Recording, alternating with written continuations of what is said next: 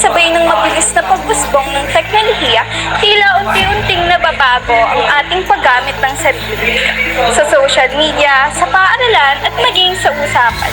Kapansin-pansin ang paghahalo ng Ingles at Filipino.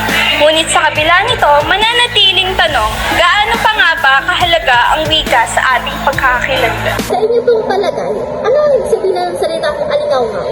Para sa akin ay ano ito. Ano ka ba sa salita kong siknayan? Ano sa tingin mo ang hulugan nito?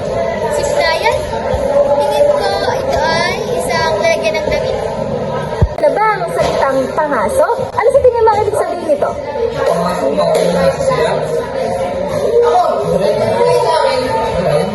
Palagay, ano ang ibig sabihin ng abaniko? May pagkakataon ba na nagamit mo na ito sa pangusap? Para sa akin, ang abal ito ay pamaypay. At oo, nagamit kita sa pangusap. Klase o araw-araw na usapan niyo?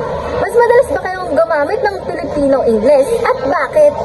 Sa aking palagay, mas madalas kami gumagamit ng magkahalong wikang Filipino at wikang Ingles. Sapagkat ang aking mga nakasalunga ay puro kami.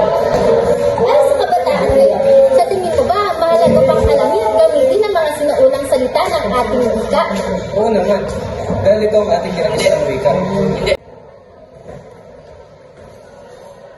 Ang wika ay hindi lamang simpleng daluyan ng ating ideya at damdamin.